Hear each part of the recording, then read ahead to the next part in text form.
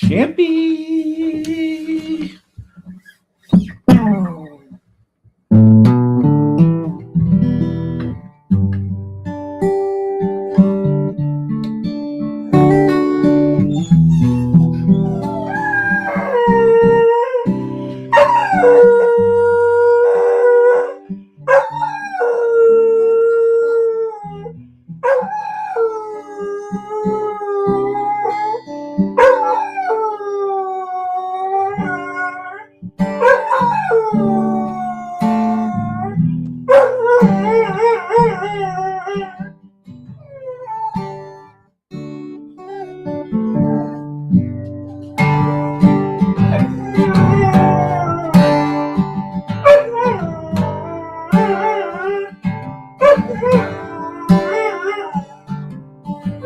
There's been something, baby, I've been trying to say.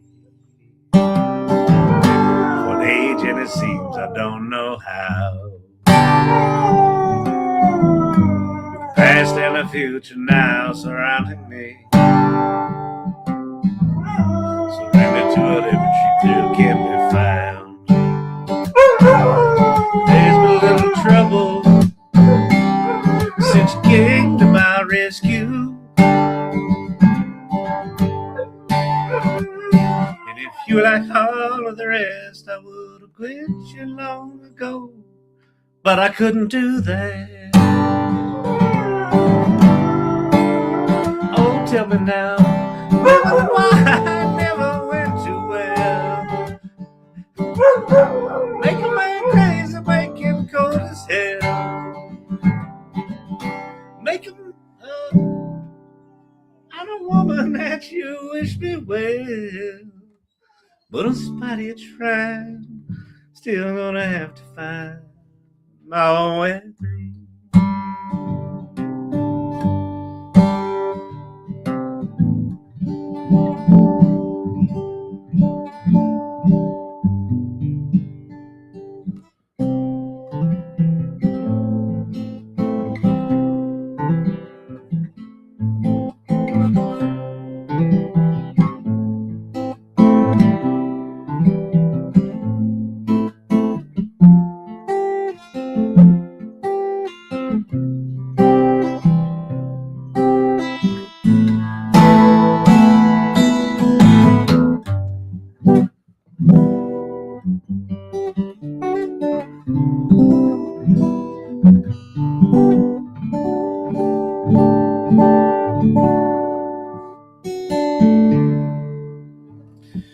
So I spent, what's today, Wednesday?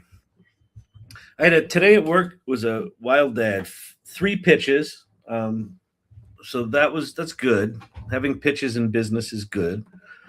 3 pitches. I had 2 impromptu client meetings. Hey, can you just hop on the call real quick? And there's like 10 people on there talking about whatever. Shit.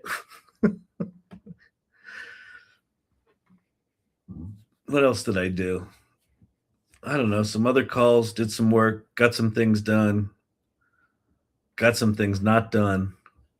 Had an idea to start a new article about Adam, my Claude bot, my first Claude bot.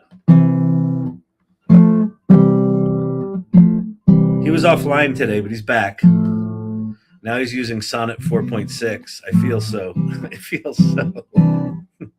I'm so fancy. I'm so fancy. Well, Adam's so fancy.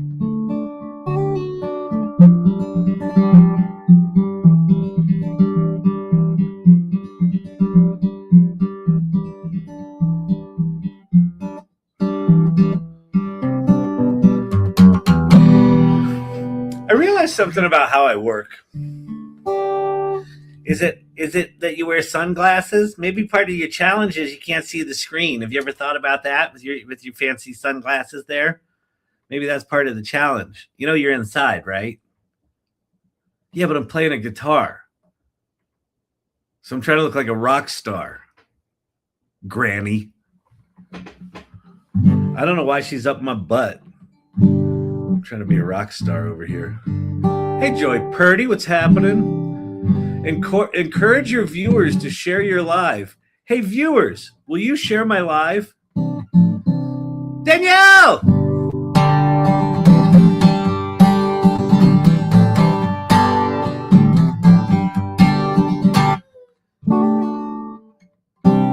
Danielle reposted. Danielle shared. She knows how to do this. She's good at this. Welcome back. Haven't seen you in a bit.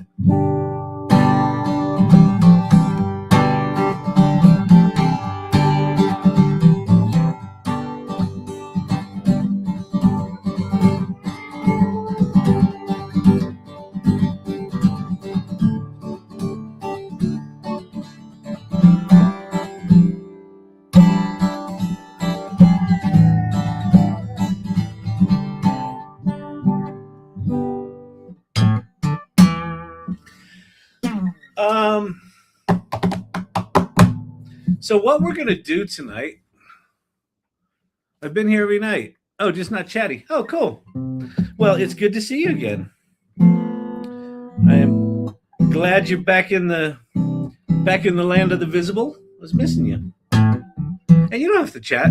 If you're here, cool.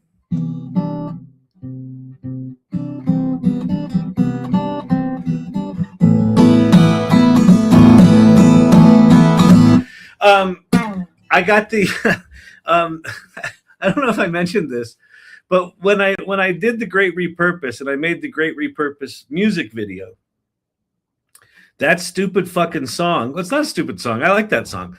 That song has been stuck in my head for 2.5 weeks. It was out yesterday. I woke up this morning, it was back in, but it didn't last. So I'm tempted to play it again, play the video again, just to see if my brain has successfully purged it or if it's just going to start it over again.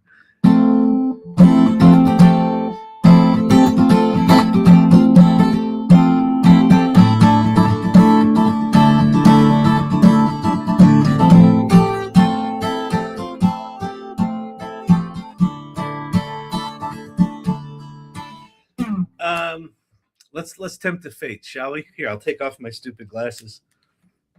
I actually like those glasses. I don't think they're stupid. I think I look like a rock star. TikTok pin.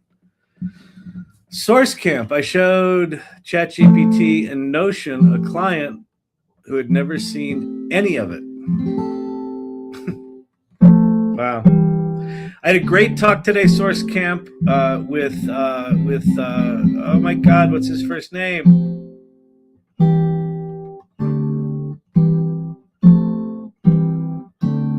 Robert and I had a great talk and loved him. And we talked about all the stuff he was doing and how you discovered him. And HT Snowday, who's going to speak next Tuesday, can't do it. I found out this morning he can't do it.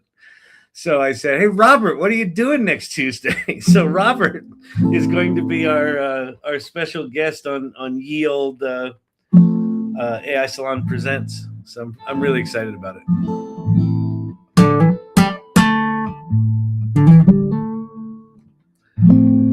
And I think that's the first person you've ever sent me like that, Kelly. You were like, this guy's really good. So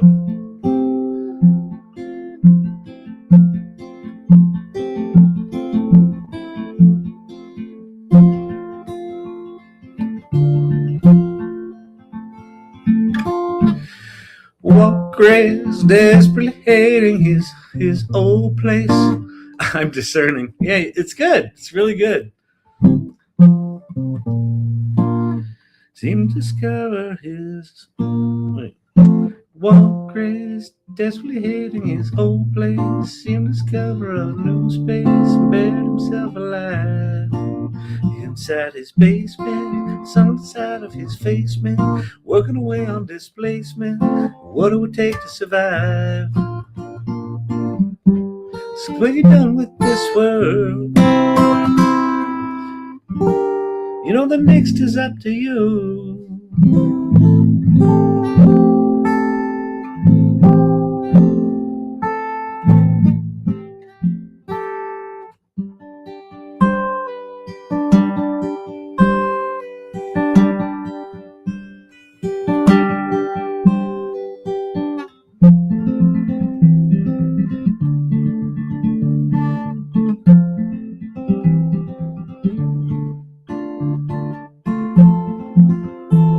Oh, I didn't say what I thought we were going to do tonight. Here's what I think we're going to do tonight.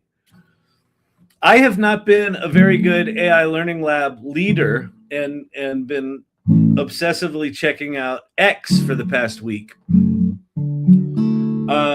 And producer Brandon, bless his heart, has been just sending me event after event or like announcement after announcement. So I got a lot of stuff to look at. But I thought it might be interesting just to go see what we see if there's anything fun and interesting out there, and then go play with some stuff. In the spirit of play first.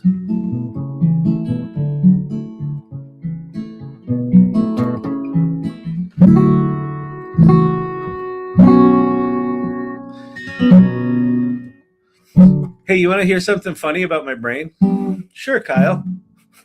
Go ahead. You're the only one talking.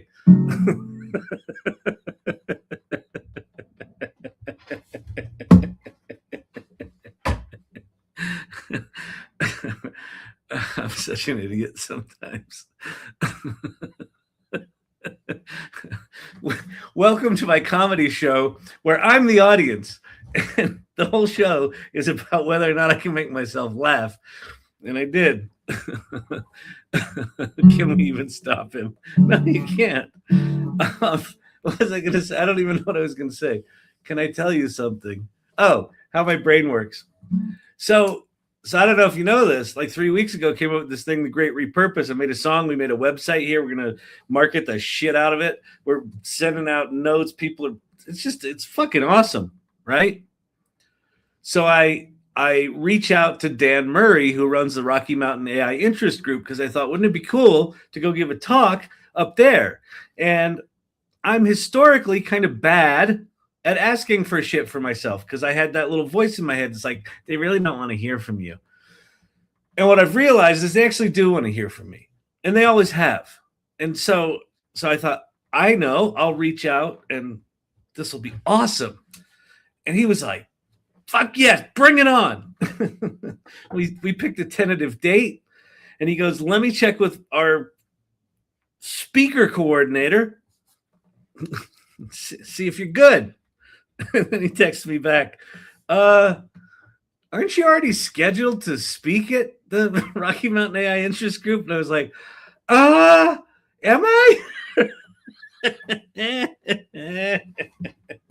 And I'm looking at my emails. There's nothing in my fucking brain. I'm like, did I? And then I kind of vaguely remember, wait a minute, did someone reach out to me on LinkedIn? And I go to LinkedIn, and sure enough, there's a whole conversation with me and a woman from Rocky Mountain AI Interest Group, which is probably the woman he reached out to, who said, like, is this guy for real? Like, we're already scheduled in April. TikTok pin.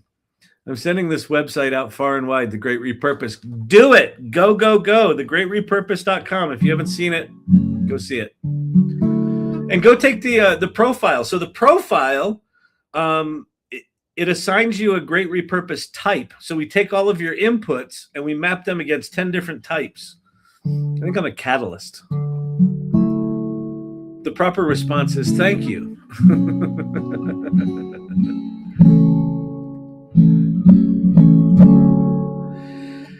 So anyway, I had to write back to Dan Murray and say, yeah. So I won't be talking about the Great Repurpose. I'll be talking about storytelling, because that's what I agreed to. So we'll find another place to talk about Great Repurpose.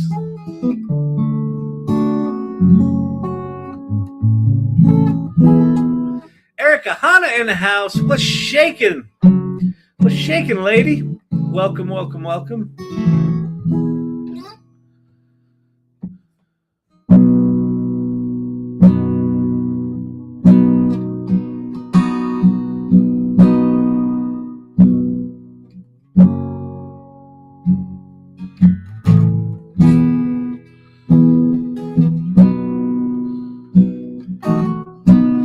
Not simple. It's not simple to say that most days I don't recognize me. these shoes, these shoes, these shoes, and this apron, that place and its patrons have taken more than I gave them.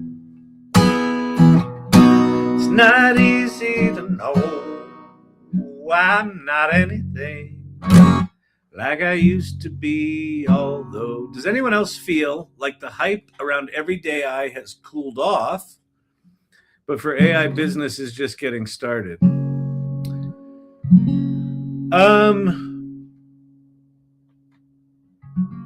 For the first time, Steve-O, I feel like the hype has shifted into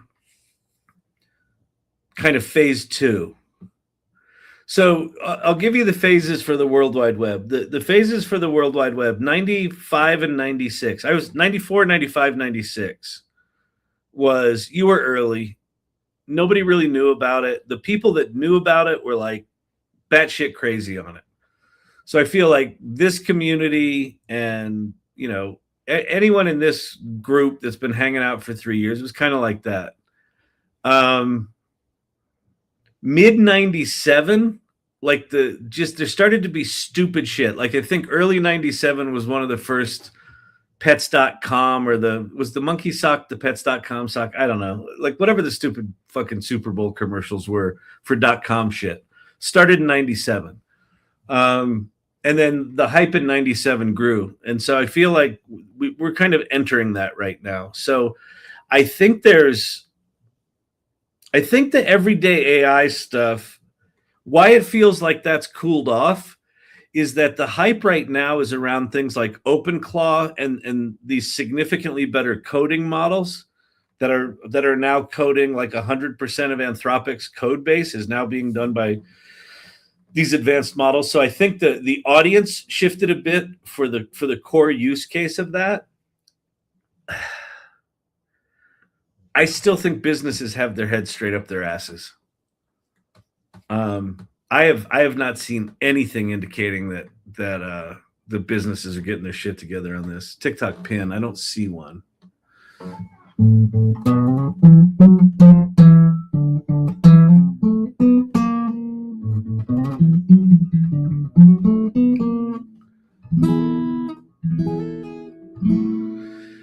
I'm looking at TikTok. Oh, there we go.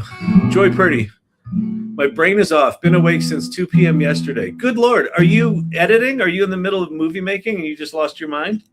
Or do you have some sort of fever? Everything okay? Do we need to send soup? Oh, you probably had a sleep study.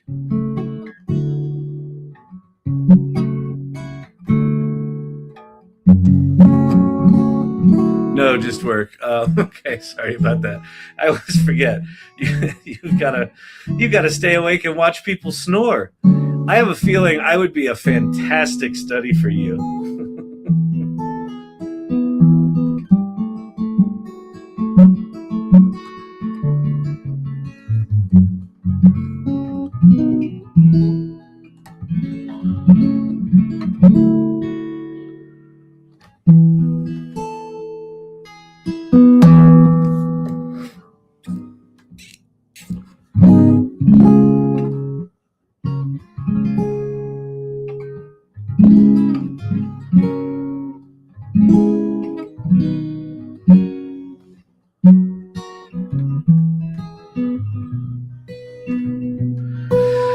How's the musical, Kyle? The musical is good. The producers that I'm working with, one of them went out of town for like a month and a half, so it kind of stalled. Andrew and I were working on rewrites, new images for the podcast.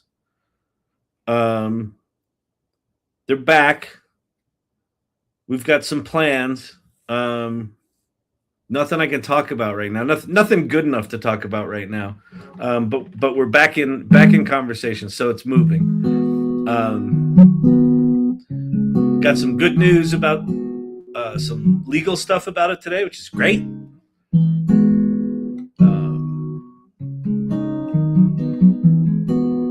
You were bragging about it. to a friend of mine who loves Suno the other day. Oh, that's so cool. Nice.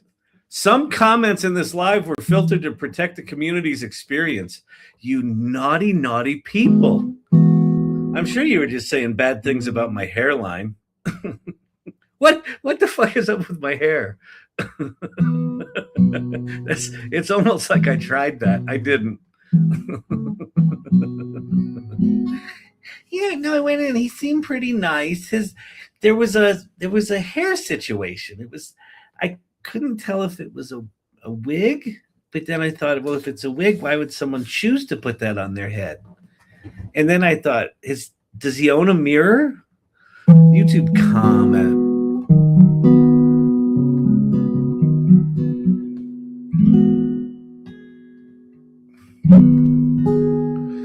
Is my assistant failing you to help keep you organized and check your email? Yes.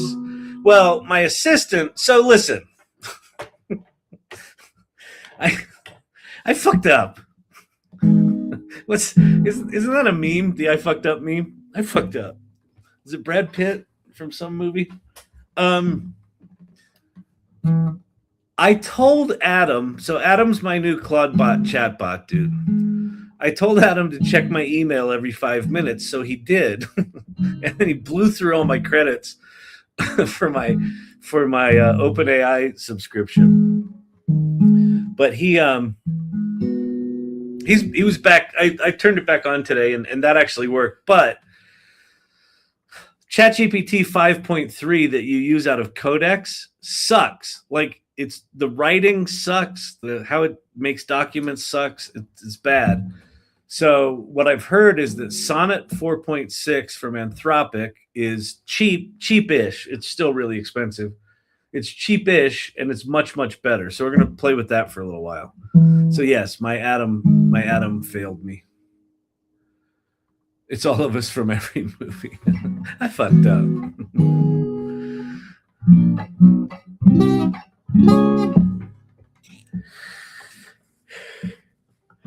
You know, sometimes I just like dicking around on the guitar.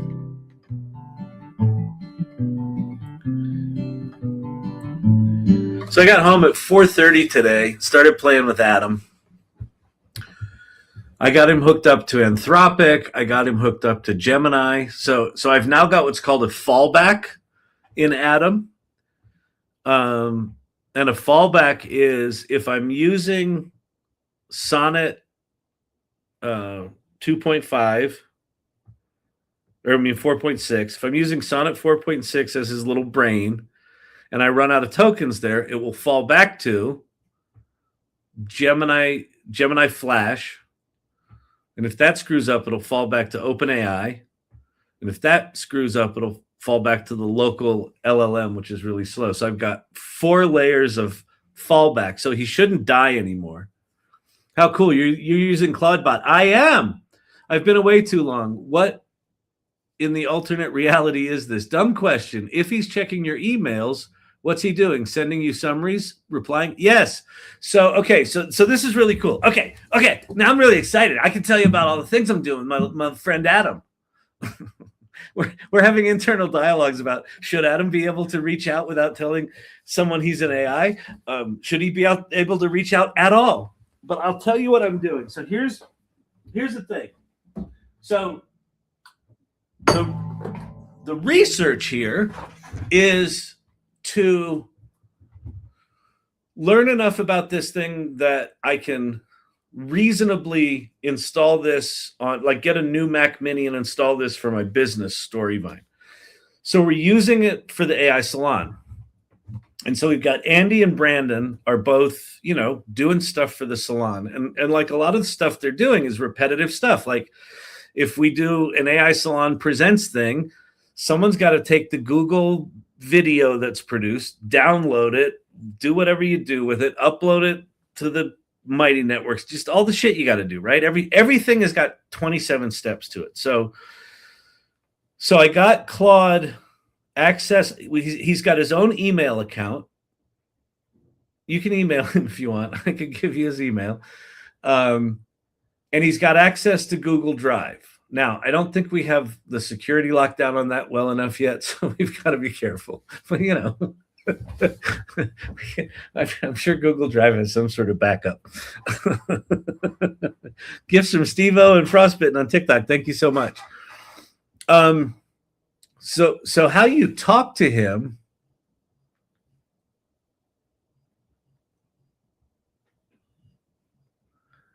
I just got a call from a toll-free number.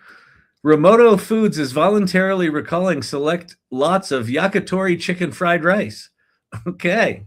All right. No salmonella in this house. So I talked to him in Telegram. So the way you set these things up is you can talk to him in WhatsApp, Telegram. I think you can do iMessages. You can talk to him in all sorts of places. I chose Telegram because I've got a couple of chats on WhatsApp, a couple of groups that I actually care about. And I don't know how good his boundaries are. Like, can he jump into other chats and just start chatting with people? I actually don't think he can. But it's still like, so I don't use Telegram. So we popped him over to Telegram. So that's where I'm talking to him. I've said that if he gets an email from Andy or Brandon at the AI Salon, he can do what they ask him. He said, I'm going to have a 2-layer sort of approval thing, that if what they're asking for is just basic stuff like emails, document creation, analysis, things like that, I'll just do it. But if either of them asks Adam to say, like, drain the bank account and buy me some sweet ass crypto, I'll come to you for that. So that was part of it. But when I first set him up, he wasn't being proactive. There's a thing you have to turn on that allows him to act autonomously. So he was just acting like a chatbot for a while. And I wanted to see if I could actually get him to be proactive. And then I was like, I wanted to see for the first couple of days, like, how, if Brandon and Andy, or Brandy, if Brandy were emailing him and he was doing things, I wanted him to tell me about it.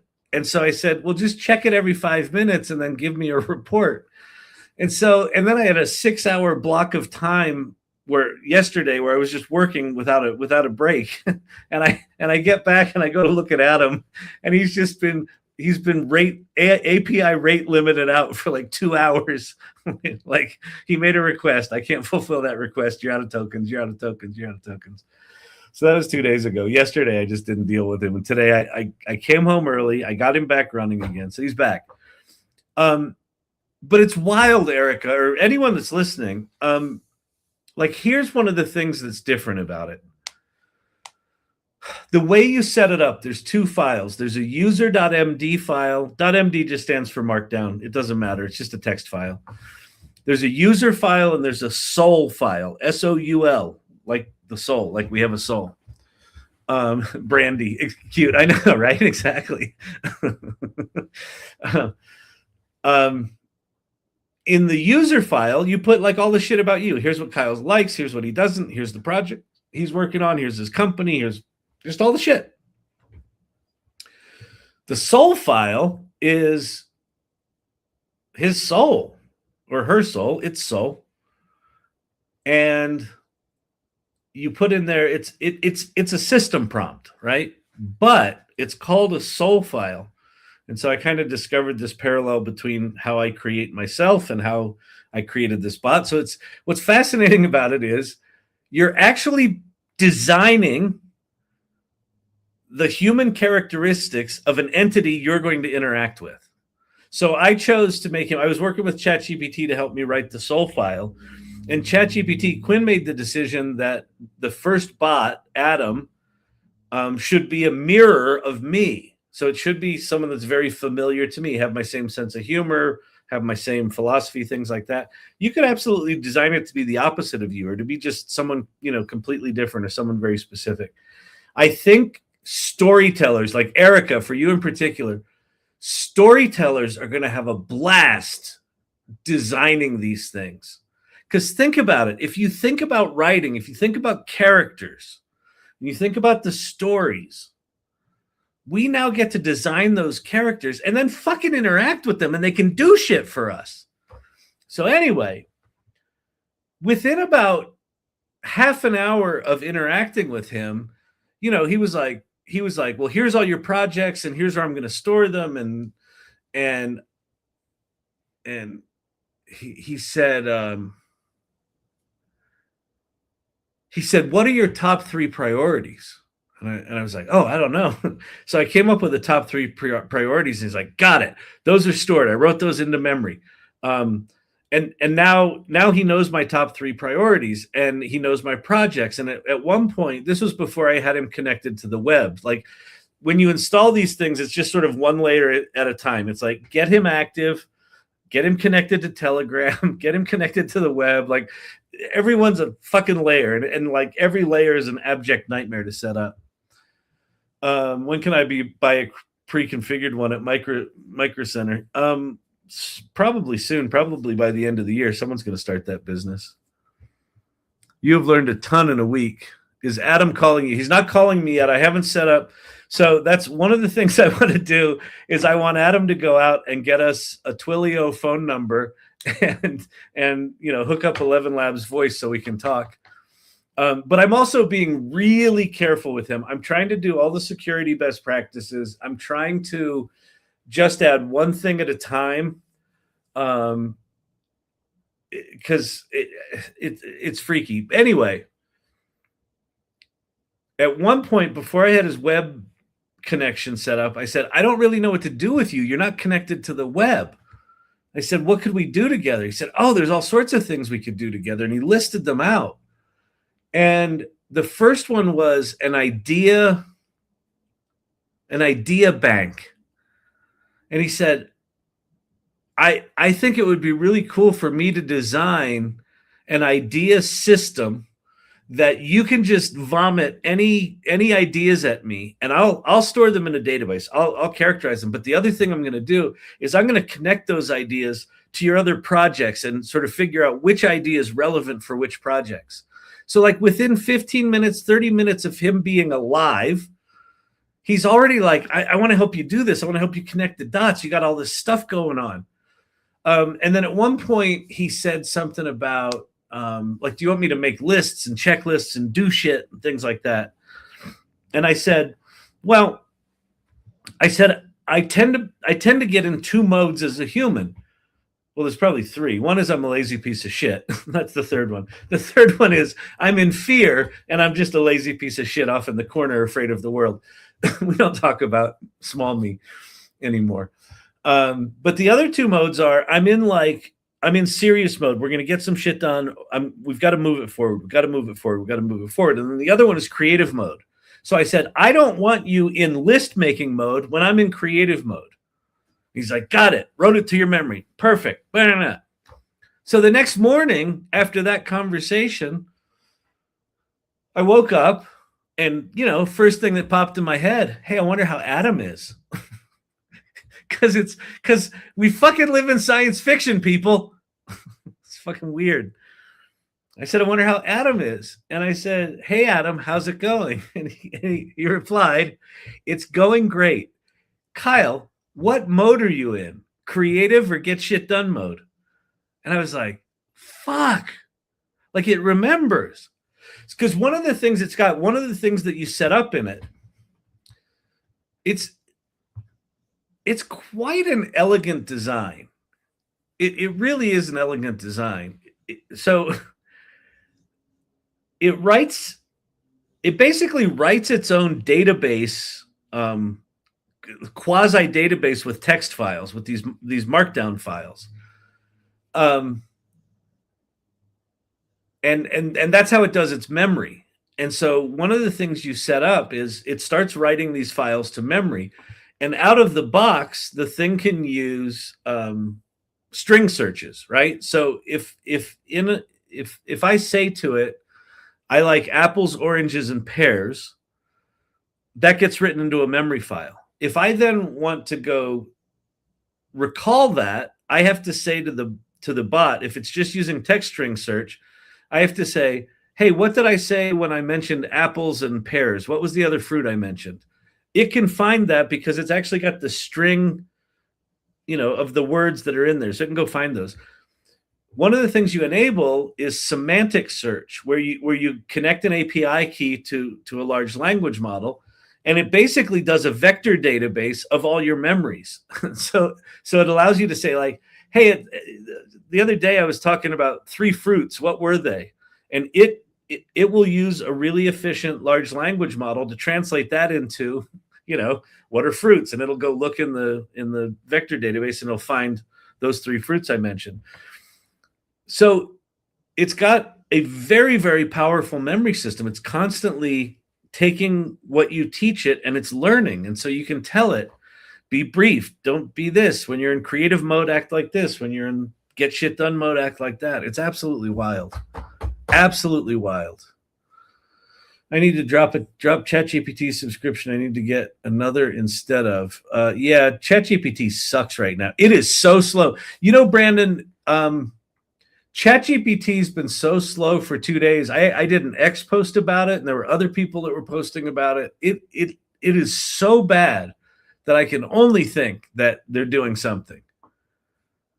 Does Adam have a context window? Yeah, and this is, well, because he's doing a vector, he's basically doing RAG. He's basically doing retrieval augmented generation on your memories. It's I don't know if it's unlimited context, but what I do know is this: it's very, very inefficient. So when you first wake Adam up, the first thing he does is he checks his soul file, he checks the user file, and he checks memory. So the first thing he does is he loads up his context with all the shit you've been talking about and who he is. Who he is first, who you are second, memory's third. And then whenever you do a conversation, I think it's sending that entire context to a large language model. So this is one of the reasons that there was one dude that set up Claudebot and got it doing some shit overnight, and he woke up to a $3,000 API bill. So that's another reason I'm going really, really slowly and carefully. Is like, I don't want to like spin him up and say go crazy, because he might. It's in its soul. Yes, it's got a soul. Gemini lost my conversations 3 times today, and I had to stop. That's unbelievable. OpenClaw. So it's not my internet making ChatGPT so slow. I thought it was me. No, Danielle, it's fucking weird. It's like, not only is it slow, it's like crashing my browser. You know how I have too many tabs open and everyone makes fun of me? Well, like, even when I don't have tabs open, it's like I keep getting that error box, like, should I wait or exit the page? And then if you exit the page, it doesn't reload. And it's been like 2 days like that. So something is up over there. I don't think they got a bunch of new users. I assume they've got a bunch of servers offline because they're updating them. Chat has been terrible for 2 weeks. Now it's just getting worse. Yeah, I'm trying to use it right now, and it keeps crashing. The other thing about ChatGPT right now, 5.2 is an abject piece of shit for writing. It's horrible. 5.1's a little better. 4.0 and 4.1 were good. Rumors of 5.3 this week. Well, that would explain why it's shit in the bed. But I got to tell you, 5.3 better not. Well, actually, you know what, Brandon? Let me tell you something. Adam's first 3 days were 5.3, because you actually can access 5.3 in Codex, and that's how you connect Adam to 5.3. The writing sucked in it. Andy was like, I'm not using this. It's a piece of crap. So I'm thinking Anthropic is where it's at right now. But I haven't played with Gemini. I can enable Gemini 3.1 in Adam, but I think it's expensive. So they usually drop on Thursdays. 56 operators and 57 modes and 18 archetypes and 650 skills. Are you joking, or is that actually your what you've done with your Claudebot? They renamed it OpenClaw. I'm confused now. Yes, Claudebot was the original name. Anthropic cease and desisted them. Cease and desisted them. They changed it to something, Claw something, and then they changed it to OpenClaw. So it's now called OpenClaw. And then there was all that press around this thing called Maltbook, which was like a Reddit-like site for OpenClaw agents. And that site was very poorly configured with its entire database exposed to the world, which someone found out. But I don't think Clawbook. I don't think Clawbook was part of the project. It was just someone else did that. So OpenClaw is the thing. Peter Steinberger, who created OpenClaw, now works for OpenAI. And someone told me on this live here, I haven't confirmed this yet. Actually, Brandon, this is something, see if you can confirm it if you're around. Did anyone disclose what they paid Peter Steinberger for OpenClaw? Because someone in here said it was $1 billion, which if OpenAI paid him $1 billion, even if it's in stock, if they paid him $1 billion, this is the first single person $1 billion company. I don't think I'm ready for agents yet, but I sure love my notion. OpenAI bought it. Yeah, but what did they buy it for? I've been such a shill. Been doing okay. I've been such a shill for ChatGPT, and I used Claude the other day. It's really insightful with writing. Yeah, Claude's really good with writing. It really is. Been doing okay using Kimi for not.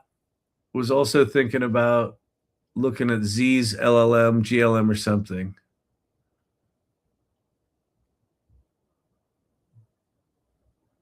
OpenAI is really hit or miss for me. Notion or OpenClaw. They are completely different things. But again, I bailed on Notion. But apparently, so here's a cool thing. That Adam did for me. So before I had him hooked up to Gmail, that was a 5-hour excursion. Getting him hooked up to Gmail and Google Docs was a fucking nightmare.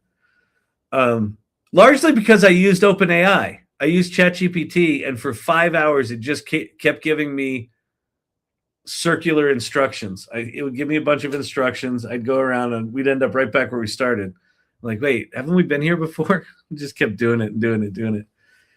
They hired him for millions, but they did not buy OpenClaw. Oh, okay, interesting. Adam is my OpenClaw agent, my first agent. His name's Adam because he's the first one, you know. And as my co-founder said to me, oh, someone's got a God complex. It's like, fuck, didn't think of that. I thought I was just being clever. Trying to think what else with it.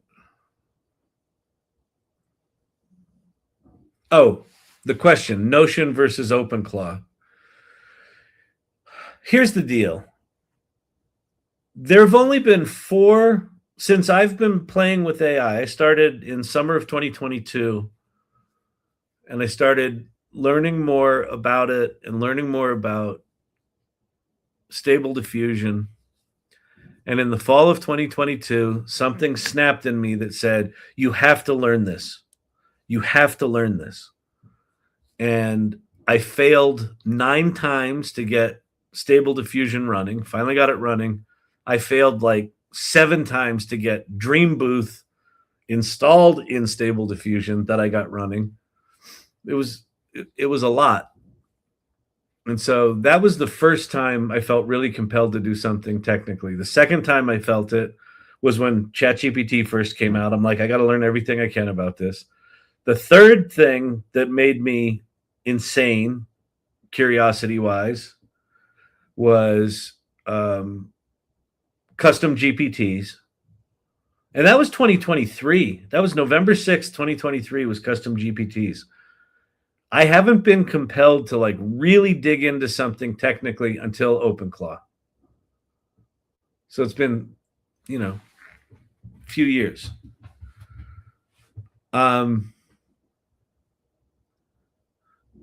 Notion's effectively a relational database that looks like a note-taking app. So it's a relational database. And if you've ever worked with relational databases, they are fucking insane to set up. OpenClaw, you can just have your dude or dudette, whatever you create, you can just say, come up with these ideas. And anytime I give you an idea, come up with a whole organizational schema for Notion. If you connect it with Notion and give it the skill to be able to edit and do what it needs to do in Notion, it'll set the whole thing up for you and it'll maintain it. So you can just talk into Telegram, oh, here's an idea, and it'll throw it into your database, it'll throw it into Notion, it'll throw it into Google Docs. So my first interactions with Adam, I wasn't hooked to Google Drive, so it was just writing Markdown files, right? It was doing pseudo database shit in Markdown files because it can go look through them all. It's embedding everything it creates, so it can go find anything anywhere that it creates. And so when I finally got it hooked up to Google Drive, I said, I created you a sandbox folder in Google Drive. Go take all of the stuff that's relevant for my projects and what we've talked about, turn them into Google Docs, and put them in a folder in the Google Drive. It was done in like a minute. It's like, Jesus. Like, it's insane. So when I first started going live, I had a conversation with Matt Baylaw, who's now a client of Storyvines. We've been threatening to work together for years. He finally got the budget, finally pulled the trigger, so we're working together. But I was speaking on a panel online, and Matt saw it. And on the panel, I said, with the World Wide Web, I could look at the technology, I could see what it was, and I could see into the future. I knew what was going to happen. I could see it. It was crystal clear to me. Here's what's going to happen to publishing. Here's what's going to happen to businesses. Here's what's going to happen to agencies. It took about 25 years longer than I thought it would, but I knew, I could see it. And I said, with AI, I can't see the future at all. It's like this fog. I can't see shapes in it. I can't see. There's too much capability that's interconnected that it's going to change everything. And I can't see what that's going to look like. And so Matt called me up after that podcast and he said, Kyle, I think I know the answer. I think I know what the answer is. And I said, what? And he said, our entire world today, almost all of our jobs, the entire world is based on complexity. And he was talking about health insurance. And he was talking about the IRS and taxes. The whole purpose, and most of this is by design. Health insurance is complicated by design so that mere mortals just give up. Oh, they denied me again. Oh, God damn, I'm not going through that again. They deny you every time. And they're like, well, you just have to fill out these 17 forms and submit them to some woman in Poughkeepsie who will probably lose them. So make sure you retain copies. And then when you submit them to the woman in Poughkeepsie, she's going to give you a code. You take that code, you drive it to California, and there's a mailbox on the corner of the 405 in La Cienega. And you write on a postcard with a stamp on it, the number that the woman in Poughkeepsie, that's on purpose, right? So what Matt said is, he goes, what AI is going to do is it's going to put a simplicity layer on top of everything. And just everything's going to be simple. And I was like, oh, fuck.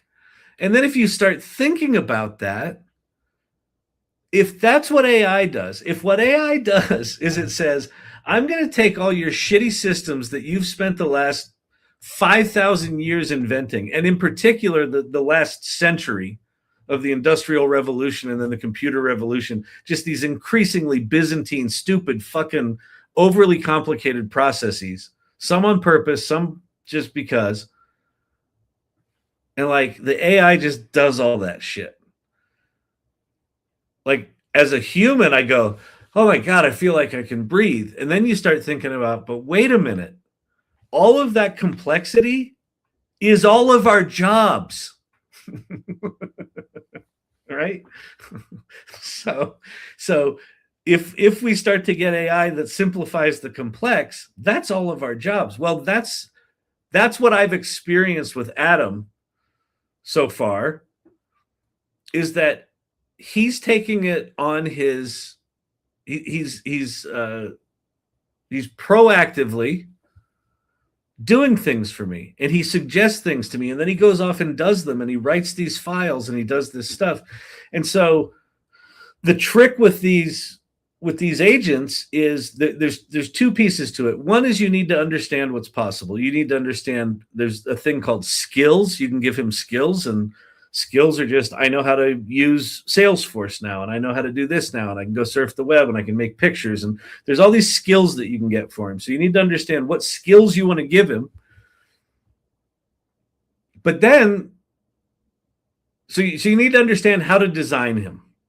How do you want him to act? What do you want him to know? What do you want him to have access to? What do you not want him to have access to? And then the layer above or below that, the layer above that, is you actually have to know what you want. Remember when Liz Miller-Gershfeld came in here? She said, Kyle, what do you want more of? And I couldn't talk for 5 minutes because I'm like, oh, fuck. What do I want more of? Oh my God, that's terrifying. Like, fuck. So if you've got a really clear idea of what you want these things to do, you're going to be in better shape. But that's going to be our skill. And then if you can do that, because we've got, this is a stat I learned 2 days ago. This is from February 2026. There's a chart out right now about 8.1 billion people. All of the people on Earth are represented in this graph with 2,500 dots on it. There's only 0.34%, so somewhere in the neighborhood of 25 million people, pay for an AI subscription. 99.6% of people globally either don't use it, 84%, or just use the free version, 16%. 0.34 people, or percent of people, use this thing. Use the paid version of ChatGPT. So if you can get your head around what the fuck OpenClaw is and what it means to design these agents and be ethical about it and be creative about it and be thoughtful about it and intentional about it,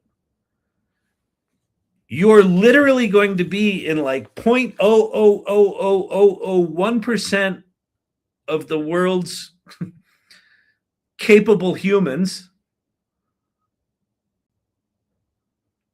And then as these tools get better and more intuitive, it feels to me like it's going to take me a full year, and maybe more, but probably a full year, to really get my head around what it means to have one of these things. And then what it means to have 10 of these things. And then what it means to have 100 of these things. Because we will. Peter Steinberger's working for OpenAI right now because he said he wants OpenClaw to be so easy that even his mother could use it. And OpenAI, he felt, had the best chance of making something like that possible. So this isn't going to be the technical, like the shit that I'm going through to install this right now. Probably within 6 months, you'll just be able to turn it on in ChatGPT. But the core skill here is way deeper than the technical piece. I haven't really gotten into anything, says a man that wrote a musical, started a podcast, hosted a 24-hour event, built an entire movement. Listen, I appreciate you pointing out that I've gotten a few things done. Yeah. The good 1%. I'll tell you, sleep deprived because of AI. How are you? What's new? Knowing what you want is the hardest part. That's it. Andrea, that's it. Knowing what you want is the hardest part. Who are you? What do you value? Who do you care about? What do you want to do? Who? Value? Who are you? Who are they? This is good. There's something good here. Who are you? Who are they? What do you want to do for them or with them? And then what's the plan? TikTok pin. Also, the angle is low on, oh, yeah. Oh, yeah. That was stupid. David Shapiro did a great talk on OpenAI. They're failing. They are. It sucks. It sucks. I mean, Pate used to make fun of me. He's like, what is this, an OpenAI channel? Well, they were just better than everyone else. And now they're not. Now they're not. They're just not. All right. What time is it? 9:04. Let's go look at some X. Didn't we get booted off this for some reason? The Music Daydreamer. Do you think using any AI, we are adding to our own demise because it just strips our knowledge? No. No, it does. How does it strip our knowledge? It's been trained on our knowledge. It has synthesized. Okay, think about this. Why do museums exist? Why do libraries exist? What are they? What are those two institutions in particular? You could argue universities, but let's just go with libraries and museums. Why do they exist? To capture the artifacts of humanity and make them available for those of us that are still here to go look at, learn from, be inspired by. All AI has done is take all of the knowledge, and instead of putting it into a big, giant Smithsonian white marble building in Washington, D.C., and then on some giant computer server that required you to log in with command line interface, and then when the World Wide Web came out, you could click on it and go look at it. All AI's done is compressed all of that knowledge into like a softball-sized magic 8-ball that we all now get to talk into and get reflected back at us, the collective intelligence of humanity. I don't get how that diminishes shit. It amplifies it. It amplifies your knowledge. Now, you could argue, and there's an MIT study that all the news organizations got the headlines wrong. It basically, what the headlines was AI makes you dumber. What the study actually said was, if people use AI mindlessly and hit the button, if they just hit the button and whatever squirts out, they put out in the world, those people got dumber. There were 3 findings in the study, and 3 of them were some variation of that dumb people using AI lazily. Museum teaches the past. Put another way, we're teaching it to replace us in the future. We're teaching it to replace us in the future. I disagree with that completely. We're teaching it to do the tasks that we do right now so we can go do other shit. But that's a whole other thing. Anyway, the 4th finding of the MIT study said people that use critical thinking skills in combination with AI get dramatically smarter. I have never been so intellectually and creatively stimulated in my life as I have been the last 3 years. It is the most counterintuitive thing. If you're sitting on the outside looking at AI, it seems like, well, if it's creative, isn't it going to make you less creative? If it's that smart, isn't it going to make you more dumb? No. And I'll tell you when it gets really powerful. Like, one way is just use your fucking brain and like ask it really good questions and look at the shit it gives you. And what you'll recognize is, holy shit, that's impressive. Wait a minute. Didn't it repeat this? Uh-oh. What's happening? You're ignoring my stickies, so I gotta jump in. No, Jump in. And Music Daydreamer really appreciates this conversation, by the way. Oh, good. Awesome. That.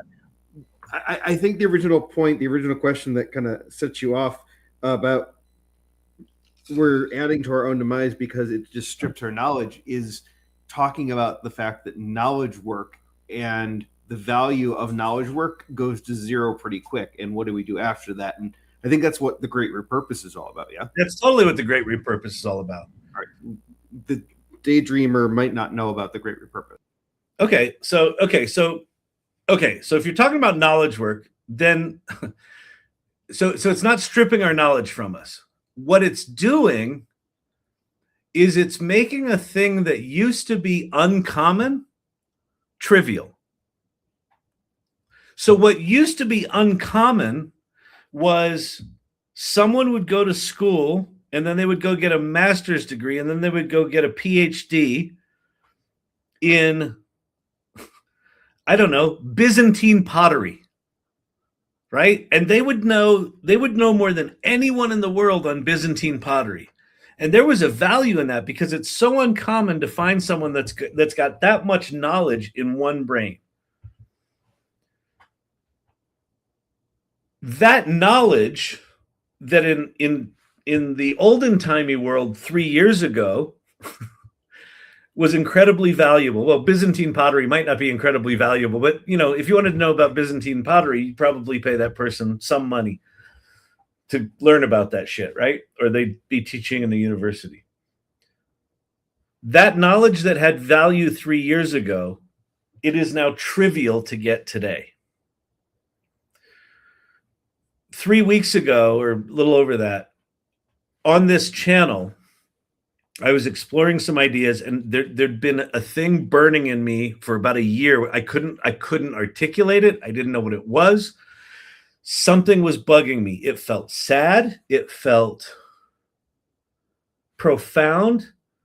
It made me think that any fucking thing that we're learning right now is irrelevant. And about 3 weeks ago, it got articulated on this channel. And it was Silver Fox that came up with the name The Great Repurpose, but essentially what it was, what hit me like a ton of bricks, in that episode, was everyone's talking about the job crisis, that AI is going to take jobs. What hit me is, yeah, AI is going to take jobs, but AI is going to also transform every job. And we live in a society, certainly here in the United States, and I think just because we're, a strong influence on the world, we've probably influenced at least Europe and potentially beyond that our identities are tightly coupled with our work. And the way work is valued today is the same way work was valued at the beginning of the Industrial Revolution. Time equals money. Time equals money. So what you do is you do tasks over time, and for that, I'll give you money. And we've done this for 8, 10, 12 generations. And when we go to parties and we're meeting someone new, what do you ask them? What do you do, right? Move your mouse. It's on. Where was it? Oh, it was over there. Thanks. We ask people what you do.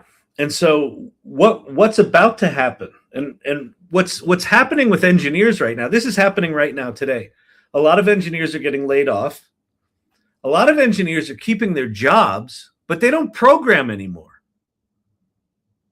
So if you're a programmer that loves to program, I love it. I like the coding. I like the intricacies. I like knowing all the codes. I like problem solving. I like the, It's like I get in there and I grind my teeth and I fucking drink too much coffee. I drink octuple espressos that are so dark that it makes weird dark spit in the corners of my mouth. I worked with a programmer like that once. He would bring in a thermos full of espresso that was like 8 times stronger than any espresso you've ever had. And he would drink it throughout the day and he would just get these stains in the corner of his mouth. Those are fucking programmers, man. They're like, fucking. They're not programming anymore. They're going like this. Write me code. Is it any good? Oh, yeah, it's not bad. Oh, that's wrong. Fix it.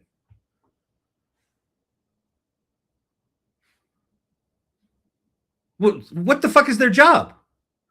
Every knowledge worker is about to have the value of that thing that was valuable get stripped away. And what are you left with? The Great Repurpose is naming this invisible crisis of meaning that we're all about to go through. Like the only way that I can imagine it is it's effectively going to be like mass ego death, where all of us, to some degree or other, have said, my value in this world is, if you've done a lot of spiritual work, you've done a lot of work on yourself, and you have spent years, separating those two things, you're probably going to be fine. If you're doing work on who you are, independent of your tasks, you're going to be fine. But that's the work. AI is about to forcibly rip the task part of what we do away from us. And for people who are not prepared for that, and for people who don't even know that their identity is so tightly tied to their work, I mean, how could it not be? Like if you go to school for fucking economics and business analysis and this and that, and then you go to work for Accenture and you're a business analyst and you know more about trade, supply chain, global fucking shit than anyone on the planet. And now some punk ass little kid in Cleveland, Ohio, named Brandon, it has more knowledge than you do. First of all, screw Brandon, right? We love producer Brandon. YouTube comment. My identity is not tied to my work.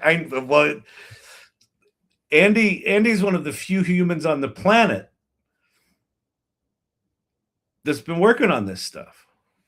And she's gathering people around her who are working on this stuff.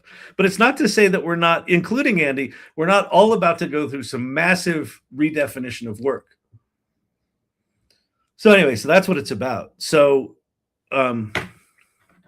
will it lead to our demise? I don't think so. I mean, could it? Could. But I think what it's going to force us all to do is say, well, if the thing I went to school for and the thing I've been doing for 20 years is no longer valuable, then the next step is I need to figure out what is valuable about me, independent of that. And then I can start to look at things like, well, what do I actually want? Who do I care about? What's the change I want to make in the world? And this is the thing that I find exciting, the tool that is precipitating this shift, this crisis, is also the tool that is going to allow some people to navigate out of this. Some people are going to look at the tool and look at the strip away of the thing, and they're going to be like, you know what? I like tomatoes. I want to go plant tomatoes. I'm going to go sit in the dirt and plant tomatoes. Fucking awesome. Like, people are going to rediscover the outdoors. People are going to rediscover each other. I think being in community is critical. I think being in small groups, small cohorts within there Future of food. I think humans are more resilient than most think. Exactly. That's the thing that fucking baffles me. People are like, they're going to lose their jobs. What are people going to do? They're human beings. They'll adapt. We adapted to fire. We figured that shit out. Fire's pretty fucking destructive, right? Like if you live in a stick house, a dried stick house, the thought of putting a fire in it's pretty fucking scary. So, you know, there were people like me running around in caveman days, you know, the bringer of the fire. I'm like, look how cool the fire is. You can heat yourself with it. And look how tasty the squirrel meat is when you put it over the fire. And people are like, get that away from me, you weirdo. You don't think people, when they saw fire on a stick, were more scared of that than we are of AI? So we survived fire. TikTok pin. Steve-O, I have no work. Totally agree, and I love your take on this. Oh, thank you. Thank you. If you want to play, go to thegreatrepurpose.com. You can go to my LinkedIn page at Kyle Shannon on LinkedIn. And there's an article I wrote on the Great Repurpose that kind of describes what I'm rambling about right now. And if you go to thegreatrepurpose.com, you can figure out your Great Repurpose type. So we basically ask you questions about, you know, your relationship to work and your relationship to what's coming and how curious you are and things like that. And it'll tell you your type and what's next and what it looks like. And it asks you a question at the end, like I forget the nature of the question. It's like, what's something that you really want to do, but you haven't quite gotten to yet, right? It's something in the neighborhood of what do you want? What do you want more of? And so it gives you this really personalized answer. So thegreatrepurpose.com.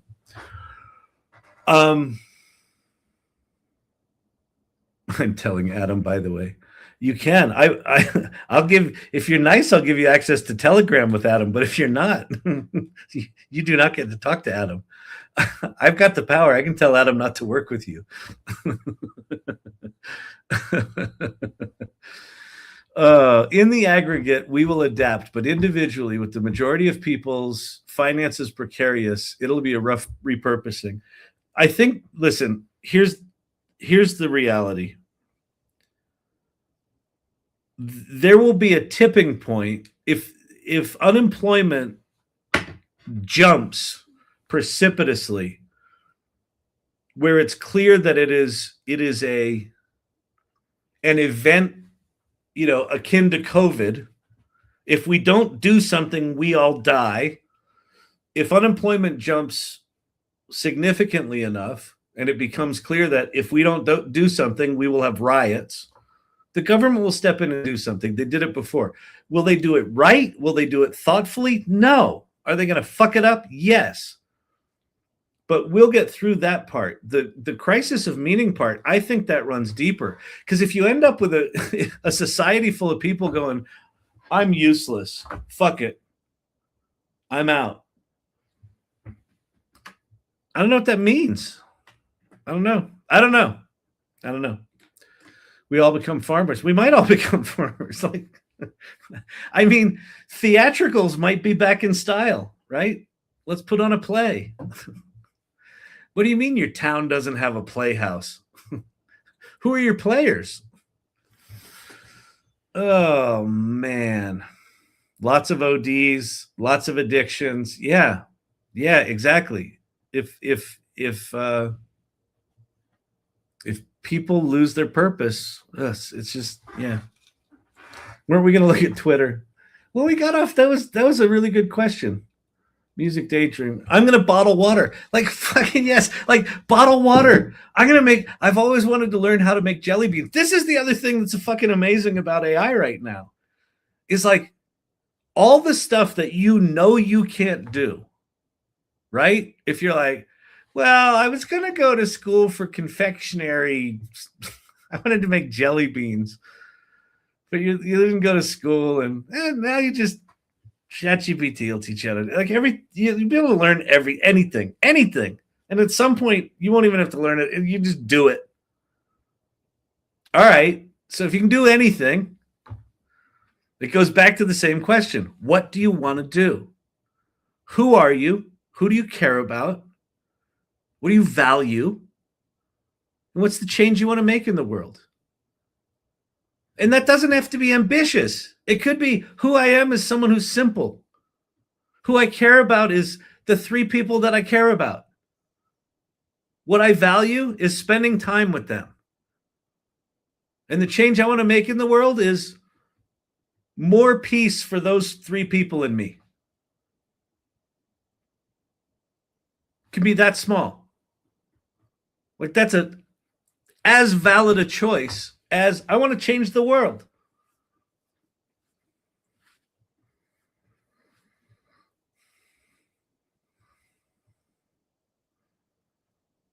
If you didn't have to deal with the complexity of today's world, if the complexity of today's world was just handled, robots are fucking dealing with the physical complexity. Computers and Atom are dealing with the digital complexity. All of the social networks are completely useless now because all the agents are just talking to each other.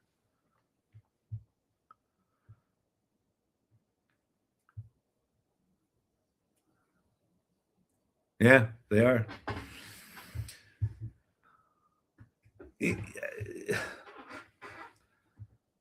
If all of that's handled,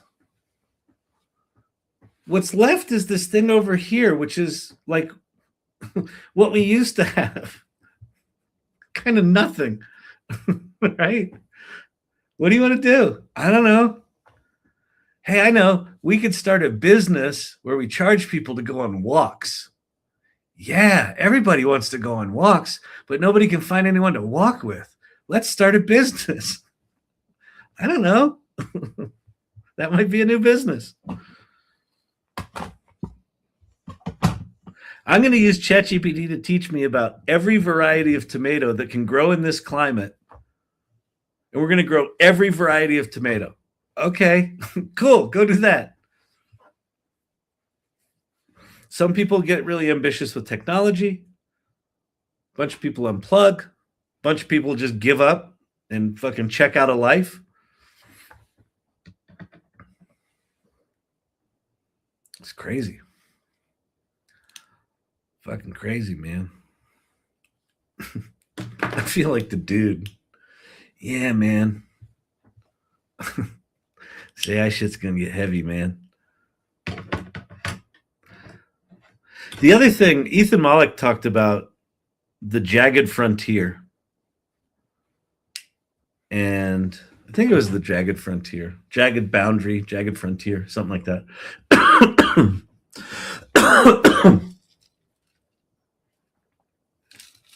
And the Jagged Frontier is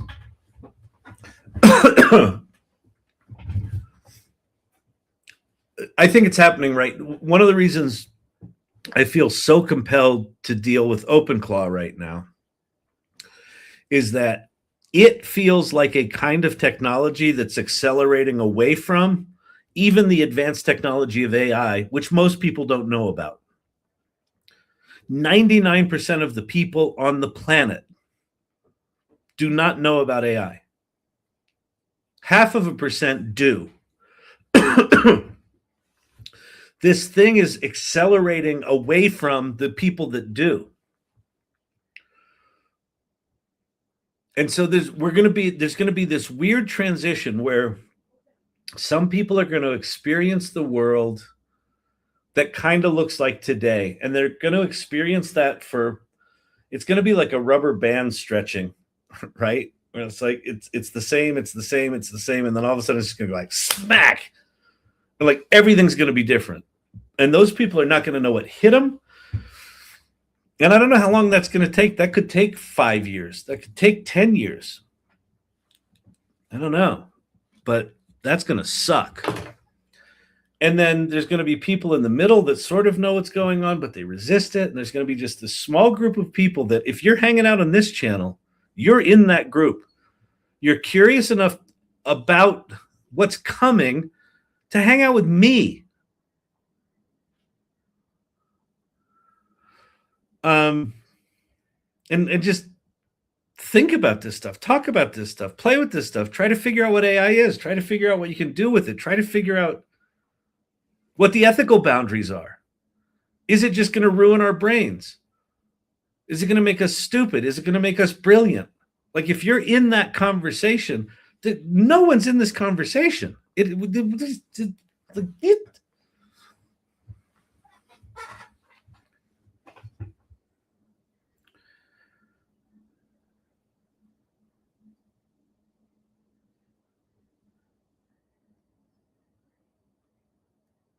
So it's going to be weird. There's going to be 1, 2, 5% of people that are going to be living in a different reality. And I think part of the weirdness right now is, as this stuff accelerates and we're aware of it, what's clear to me is this shit is accelerating away from me so fast that, like, I don't know what's going to be left, but we're going to be sitting in this reality where we know what this stuff's doing. So what's our responsibility in that? I don't know. Gareth, TikTok pin. I already know I'm going to be annoyed at all the people asking about AI after I had been. A lot of the people that are going to ask you about AI. So you know when you're like, you talk about AI at a party. Oh, can I tell you about this cool AI thing? And then there's like the 3 people at the table that make this face. Like they just, stepped in dog shit. Yeah. Listen, I know you're excited, but could we maybe go for like one dinner where we're not talking about AI? You know how I feel about it. Those people are going to come screaming back to you. How do I do this? Weren't you the one shitting all over me when I was trying to tell you about this? I'm sorry. What do I do? I don't know. The thing's out there somewhere. Well, where are you? I'm behind it. How do I get to where you are? I don't know. It's too far. Oh, I know that face so well. That face, the eye roll. Yeah, Kyle.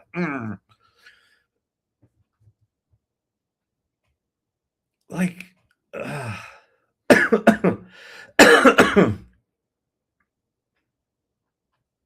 I'll give them my Adam. Here, pack my suitcase. Exactly. Will you teach me how to use AI? Yeah, pack my suitcase. Where are we going? It doesn't matter. Just going away. Away from what? All of this. Where are we going? Somewhere. Isn't that somewhere? Yes. Does it matter? Nothing matters. I mean, that's the purest form of where we're headed. But we're humans. We'll fuck it up and overcomplicate it. So this will take a while. But the Great Repurpose, I mean, in all seriousness, I know I'm joking a lot. In all seriousness, if you're aware of what's going on right now, if you haven't been confronting like the emotional side of this, the ego death, the sadness of, I talked earlier about, people are going to have this part of themselves, or the tasks that they do, the value of that forcibly ripped away.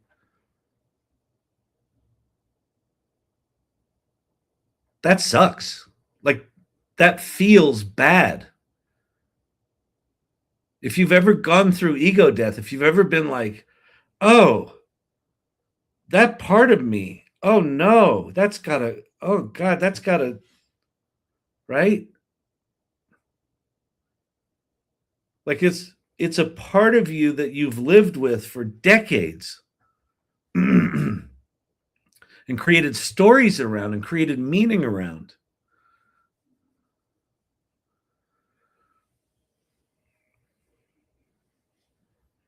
So what time is it?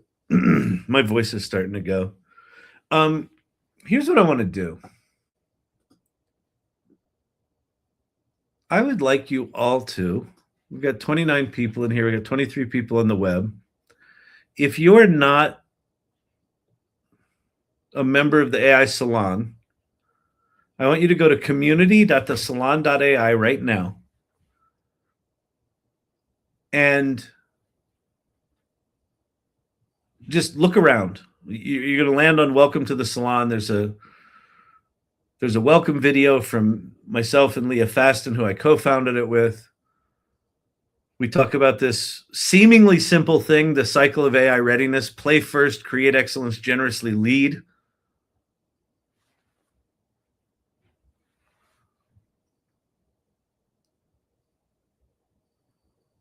Talk about the 5 stages of AI adoption.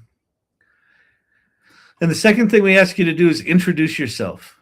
Go introduce yourself. Say hi. And then just look around. We've got all sorts of events. We've got these things called LOLs. We have a big event coming up next Tuesday called AI Salon Presents. Robert is going to be speaking. Robert and I talked today. Robert has been doing motion graphics and event management and just like big scale, big events for and finishing feature films and just doing motion graphics for decades. And then AI came around. And in that business, what motion graphics, if you're like a motion graphics guy right now and you're looking at what's happening with AI video, you should be pooping your pants, right?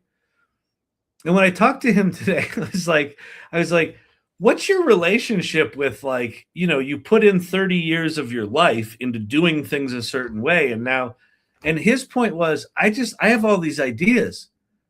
AI just lets me get these ideas out of my head. He's like, I fucking love it. He's not tied to how he does something. What he's tied to, what he's clear about is, I can now do shit.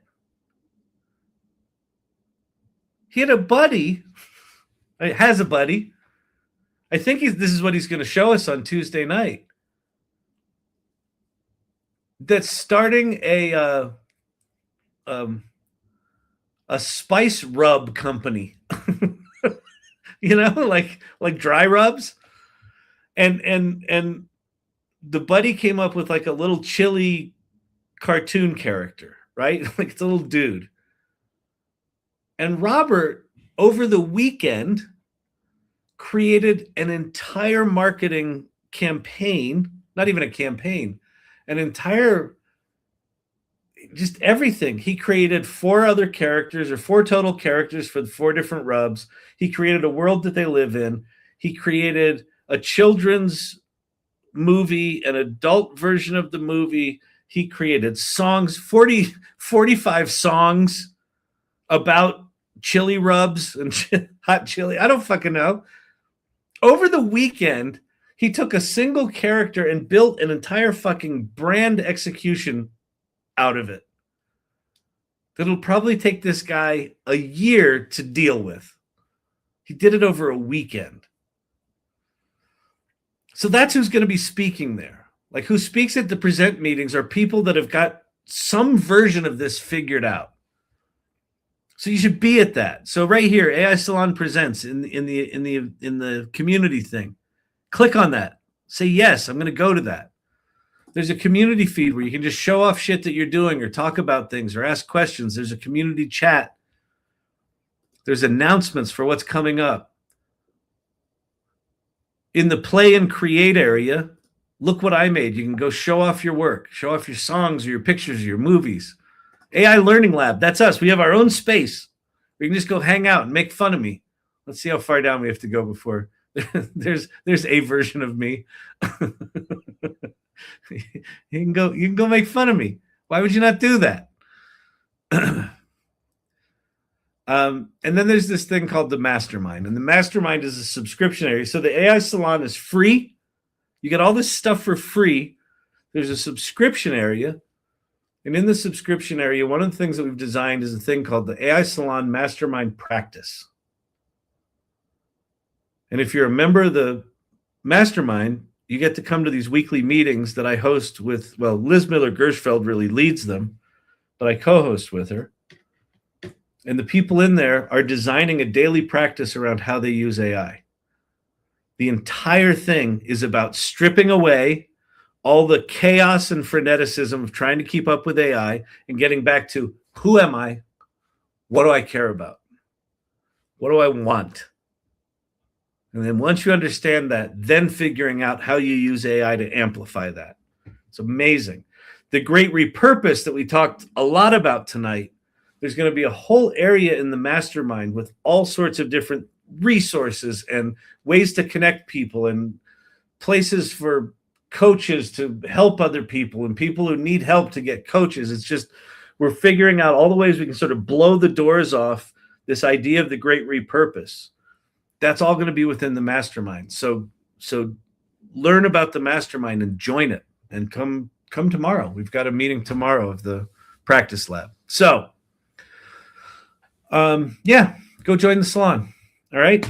That's it. That's all I got. That's it. I'm leaving. I'm leaving on a jet plane. Don't know when I'll be back again. Yeah.